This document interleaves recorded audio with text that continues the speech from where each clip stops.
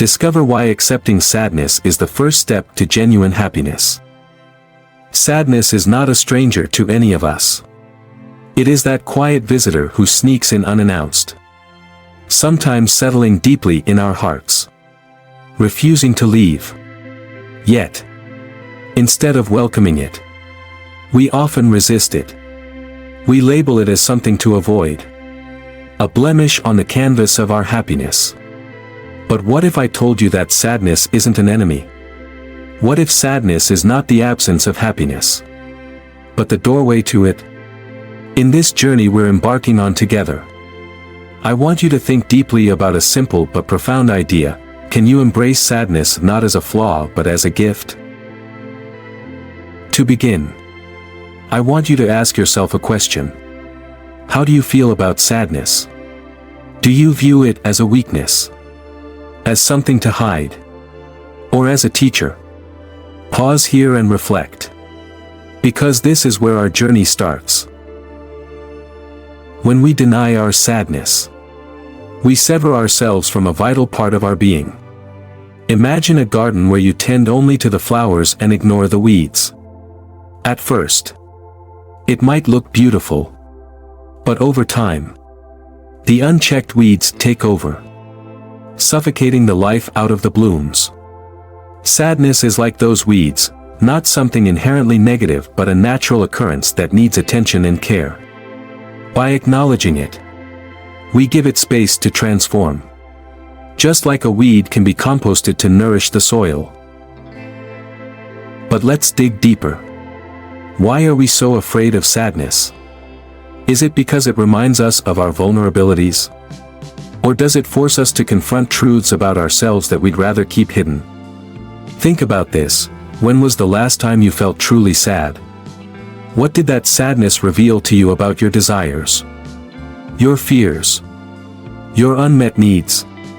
These aren't questions to answer lightly, they are the key to understanding the role sadness plays in our lives. In our culture, there's a relentless pursuit of happiness. Social media is awash with curated moments of joy, success, and triumph. It's as if sadness has no place in the story we tell ourselves about what it means to live a good life. But let me share a truth with you: happiness without sadness is hollow. It is through contrast that we come to appreciate the depth of our emotions. Think of music. Would a song move you if it were only a single note played endlessly? The beauty of a melody lies in its highs and lows, its crescendos and silences. Now, let's turn inward. Close your eyes for a moment and think about a time you felt sadness so deeply that it changed you. What did you learn from that moment? Did it teach you resilience? Did it show you who truly cared for you? Did it push you to seek something greater in life? You see, sadness isn't just a feeling, it's a mirror. It reflects back to us the parts of ourselves that are crying out for growth and transformation. But here's where it gets challenging. Accepting sadness requires courage. It's easy to distract ourselves, to bury the feeling under work, entertainment, or even toxic positivity. Yet, every time we turn away from sadness, we miss an opportunity for healing. Imagine a wound on your body. Ignoring it doesn't make it disappear, it festers. But if you tend to it, clean it, bandage it, care for it, it heals. The same is true for our emotional wounds. Let me ask you another question. What would it look like for you to sit with your sadness instead of running from it? Can you picture yourself holding that feeling gently, without judgment? It's not about wallowing in it, it's about being present with it, allowing it to speak its truth. As we explore this idea further, I want to leave you with this thought. What if sadness is the soil from which happiness grows? What if, by embracing our darkest moments, we pave the way for light to enter? You are stronger than you think. And your ability to embrace sadness is a testament to your resilience and depth. So, Let us continue to uncover why accepting sadness is not just a step to happiness, it is the foundation of it. The alchemy of emotions, transforming sadness into a source of inner power. Sadness is not just an emotion, it is a force. A raw energy that holds the power to transform us. When we resist it, sadness becomes heavy, like an anchor dragging us down. But when we accept and work with it, it becomes a sail, catching the winds of change and propelling us forward. The question is not whether you will feel sadness, it is inevitable, but what you will do with it when it arrives. Pause for a moment and think about this. Have you ever considered sadness as a message from your soul? If sadness could speak, what do you think it would tell you? Would it whisper truths about unmet dreams, ignored passions, or neglected relationships? These are the questions that open the doorway to transformation. To understand sadness deeply, we must first unlearn the societal conditioning that frames it as a weakness. From an early age, we are taught to hide our tears, to put on a brave face, to move on as quickly as possible. But think about this. Why do we mourn the loss of a loved one? Why do we feel sadness when a chapter of our life closes? It is because sadness is an expression of love. The deeper the love, the deeper the grief. The next time you feel sadness, ask yourself, what is this sadness teaching me about what I hold dear? There is a powerful metaphor in nature that can help us understand this process. Consider the caterpillar. Before it can transform into a butterfly, it must retreat into a cocoon, dissolving into a formless state. This stage is neither comfortable nor beautiful, but it is necessary. Sadness is our cocoon. It is the space where we break down old patterns, shed outdated beliefs, and prepare to emerge stronger and freer. Have you ever felt that your sadness was breaking you?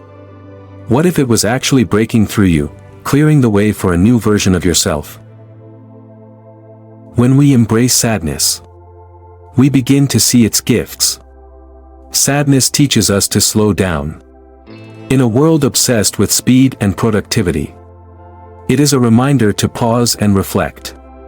When was the last time you allowed yourself to sit in stillness, to listen to the whispers of your inner world? Sadness invites us to do just that.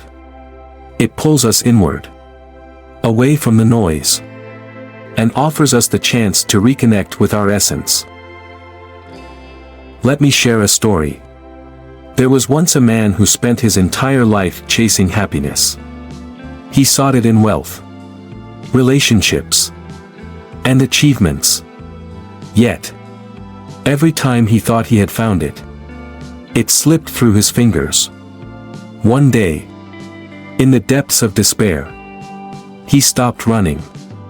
He sat with his sadness and asked, "What do you want from me?" To his surprise, the sadness answered, "I want you to see me. I want you to understand that I am not here to hurt you, I am here to guide you."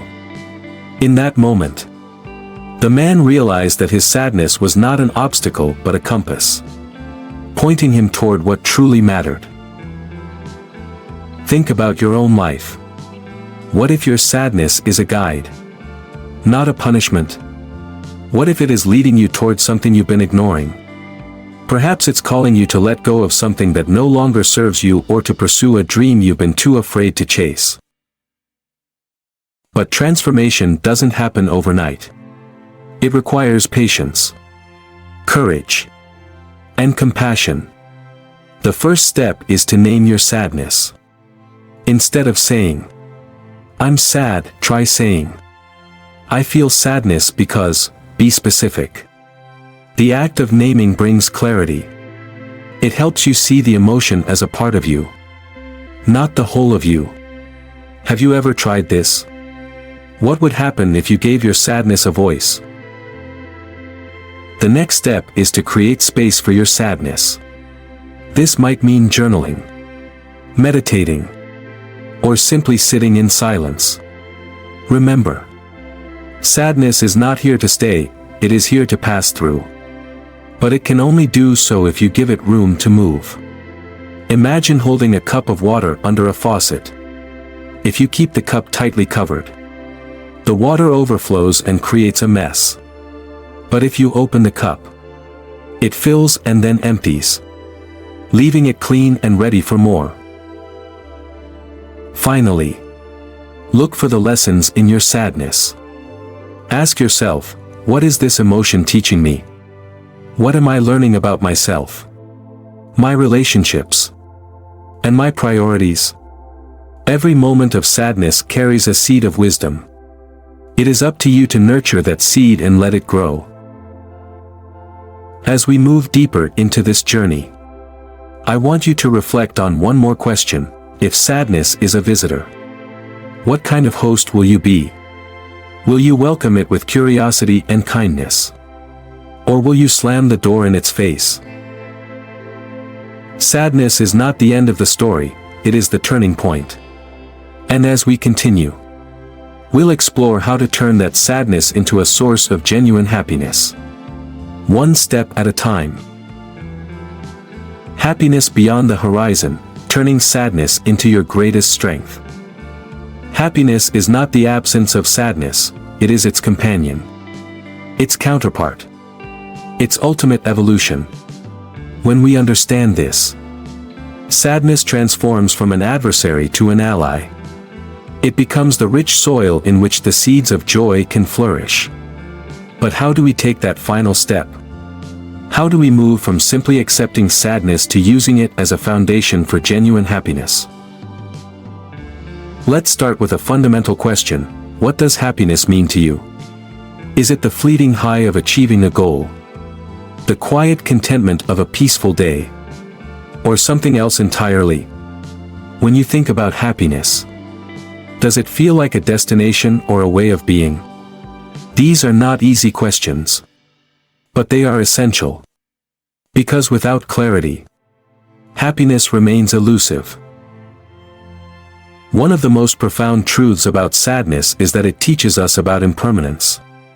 When we feel sadness, we often cling to the idea that things should be different, that a loved one should still be here, that a dream should have worked out, that life should be easier. But what if we embraced the impermanence of all things? What if we saw sadness as a reminder that nothing is permanent, not even itself? The recognition of impermanence is not a cause for despair, it is a call to cherish the present moment. Think about this. How often do we take happiness for granted? When we are happy, we rarely stop to savor it. We are already moving on to the next thing. Sadness, however, forces us to slow down. It demands our attention. And in doing so, it teaches us to appreciate happiness when it comes. Can you recall a moment when sadness deepened your gratitude for happiness? Perhaps it was after a difficult time, when even a simple laugh felt like a gift. To turn sadness into strength, we must cultivate two essential qualities: vulnerability and resilience. Vulnerability allows us to feel deeply, to connect with others, and to be honest with ourselves. Resilience gives us the ability to rise after we fall, to grow through adversity, and to keep moving forward. Together, they create a powerful synergy. Let me share a practical exercise with you.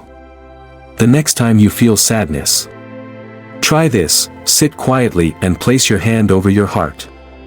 Take a deep breath and say to yourself, "This is a moment of sadness. It is a part of life. I am here for myself." Notice how this simple act of acknowledgement changes your relationship with the emotion. Instead of resisting it, you are holding it gently, like a parent comforting a child. But let's go even deeper. Imagine your sadness as a wise old teacher. Close your eyes and picture it sitting across from you. What does it look like? How does it speak? Ask it a question: what are you here to teach me? Listen carefully to its answer. This might feel strange at first, but it is a powerful way to tap into the wisdom that lies beneath your emotions. Now, let's talk about happiness. True happiness is not something we find, it is something we create. It is a byproduct of living authentically, of aligning our actions with our values, and of embracing the full spectrum of our humanity. Sadness, when embraced, becomes a guide on this journey. It shows us what matters most, what we need to heal, and where we need to grow. Consider this: when we allow ourselves to feel sadness fully, we make space for joy. It's like clearing out a cluttered room. Once the old, heavy emotions are released, there is room for lightness and laughter. But this requires trust. Trust that sadness will not consume you, that it will pass, and that it will leave you stronger. Here's a profound truth to hold on to: the depth of your sadness is a reflection of the depth of your capacity for joy. The more you allow yourself to feel, the more alive you become. This aliveness is the essence of genuine happiness. It is not about avoiding pain, but about embracing life in all its complexity. As we come to the end of this journey, I want to leave you with one final question: what would your life look like if you stopped running from sadness and started walking with it? Picture yourself not as a victim of your emotions but as their master, guiding them with wisdom and compassion. Sadness is not the end. It is the beginning of a deeper, richer, more authentic happiness. It is an invitation to grow, to connect, and to live fully. And as you continue on this path, remember, you are not alone. Every tear, every heartbreak, every moment of sorrow is a step on the road to joy. Thank you for walking this path with me. If this journey resonated with you, take a moment to reflect and share it with someone who might need it. You have the power to not only transform your own sadness but to inspire others to do the same. Together, we can create a world where genuine happiness is not a fleeting illusion but a lasting reality.